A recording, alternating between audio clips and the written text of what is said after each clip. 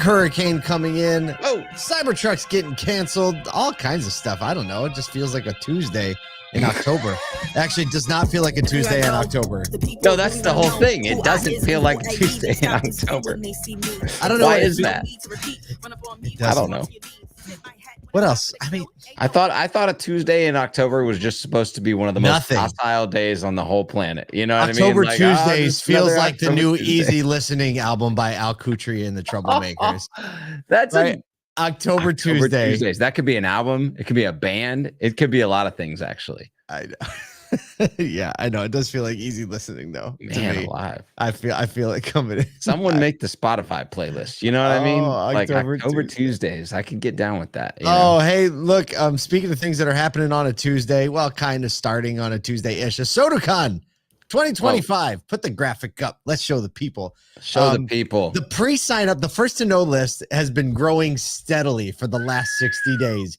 Every day we have a little integration, and every day in Slack, more email addresses. Doop, doop, this person. Look, go to ASOTUCON.com. Put your email in there. So as soon as we release the first details, you will be the first to know. It's going to be in May. So you can get your calendar out or open your calendar app and just block off the week after Mother's Day. We tried to make it simple. That's all. It's not going to be the full week, but what is it? 13 through 15? Yeah, something like that. May 13 through 15. 16, 17 and a Saturday. I don't know. But we're putting together an amazing show. We had our first pre-production meeting. I'm like, okay, what are we going to do? And we've already thrown out a bunch of ideas that are like, you have to level it up. Yeah, that's you have to give the people what they want. This year's going to be packed out. Oh, we are. So if you want to attend, just circle it on your calendar. You'll be the first to know if you're on the list. You'll get the biggest discount on tickets and all that. If you're an industry partner and you want to sponsor, participate, collaborate, all of the things, send us an email, crew at ASOTU.com. Just say interested in partnering for ASOTU CON. And Anne-Marie on our team will give you a full prospectus. It's beautiful. It's got all the offerings, whether you want key cards or main stage sponsorship or presenting sponsorship, whatever it is. We got all the things and some new stuff this year. Yeah, because we've got to bring the community together. Got to bring everybody together. There's only one ASOTU CON, folks. All I want is more community people just hanging out, vibing, understanding like what it takes the next year to keep growing. Yeah, and we're throwing around a lot of the auto trade associations, state associations. Several participated last year, and now more want to be a part of it this year. So we're trying to put together maybe like an elevated experience for the state associations to do a little bolt-on event. And we've been throwing around this idea of getting some coach buses going from the venue down to Washington, D.C. Love people more than you love car shirts. Photo on the Capitol steps, meet some legislators, and show them like what the real retail auto industry is like. Not those phony posers who are like doing stupid stuff to customers. None of them people up in here. None of them people up in here. They would be grumpy. The greeters would either try to like convert them or kick them out. It wouldn't work well for you guys. For them. No, it wouldn't. News time. Let's get into it. All right. Look, there's a lot going on, but the biggest news obviously has been the weather over the last few years. Man. I mean, the last few weeks. Geez, it feels like it's been like months, but it's only been a few weeks.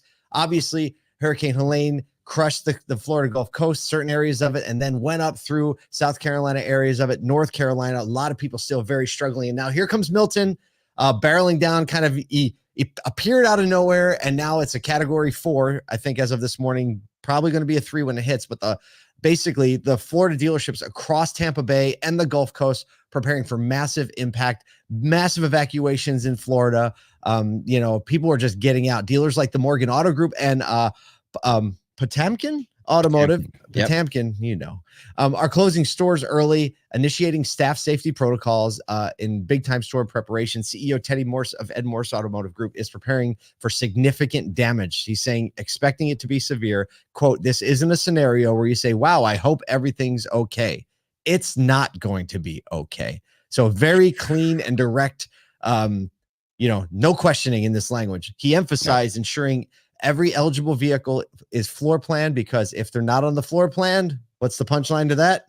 They're not insured. Well, and that's actually a really, like, it's a sneaky little thing, but especially like recent auction purchases, if for some reason you have paid through them through an auction that isn't direct connected to your floor plan. Like that's rare these days because of online auctions, but just something to be watch out. Yeah, let's get the people who are detail oriented on the floor plan like today, like right now.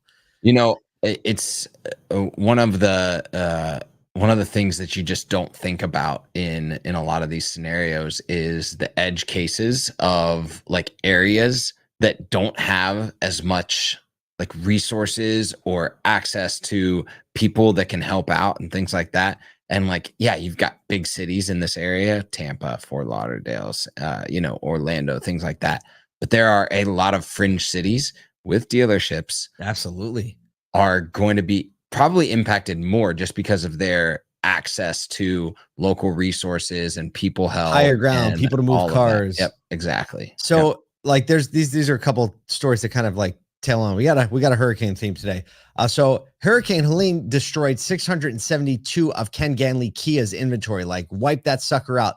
Raul Gomila, GM of Kia City in Orlando, he said, step up. He said, I got you, fam.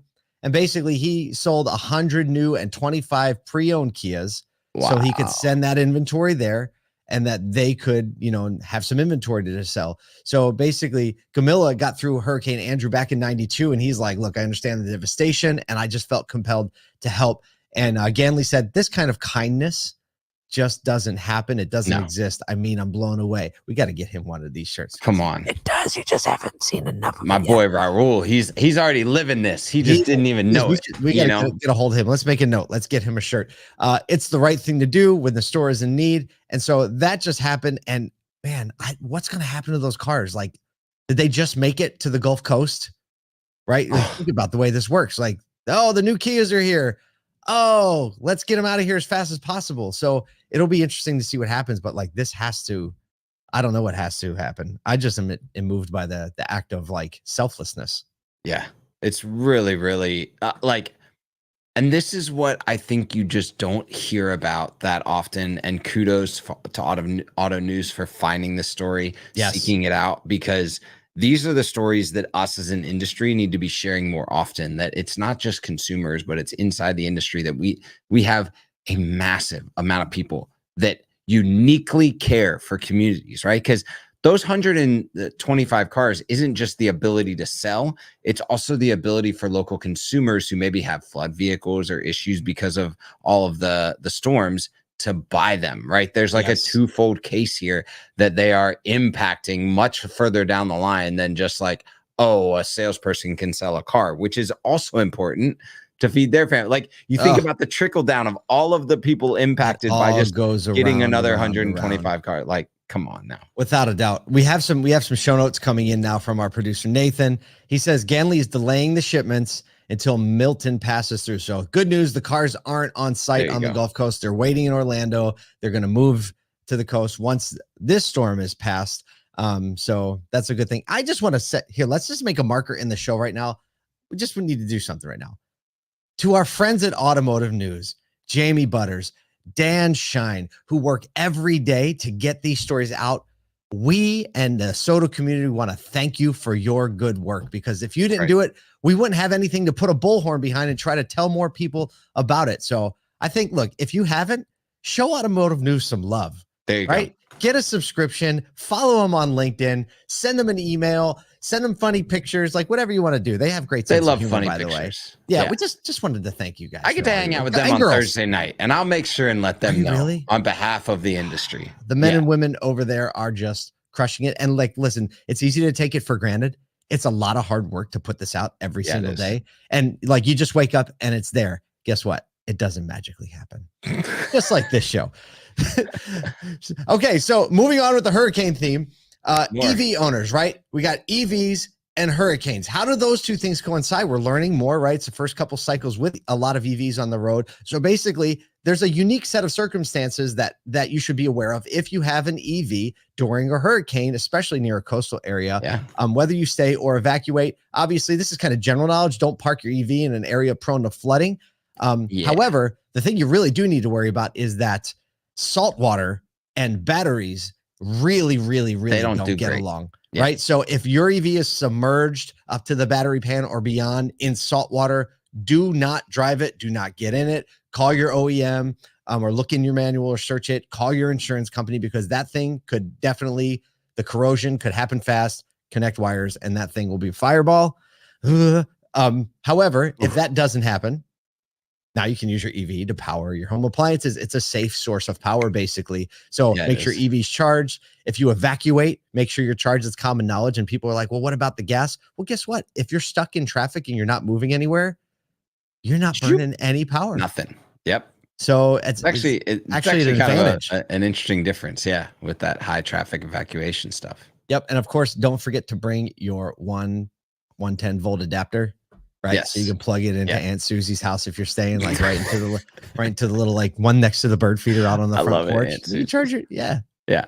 Yeah. I mean, I think, obviously nobody wants their car in a flood situation. But you definitely run that risk with the salt water a bit more. We saw, Rivian being able to go through freshwater pretty well, but there's still plenty of cases, especially from the last set of hurricanes a couple years ago, just around like what salt water is doing to some of these battery packs. So just be careful, make sure your customers are aware. Like, this is a great little education piece. Drop it out on social today. If you're in the Florida area, there's no reason why you can't just be educating and caring for consumers in that way.